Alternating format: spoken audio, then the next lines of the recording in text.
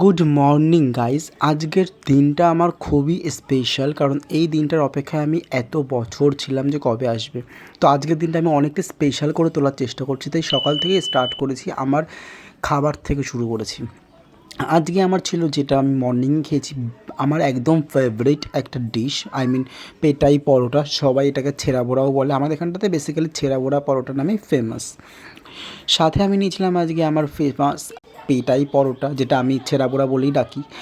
সাথে ছিল সালাড আর ছিল লেবু। কেউ আবার ভেবো না যে ভাতে খাওয়া লেবু, এটা মোসাম্বি লেবু। প্রসঙ্গ যখন পেটাই পরোটার, তখন চোখ বন্ধ করে আসে মাথায় ছোলার ডাল।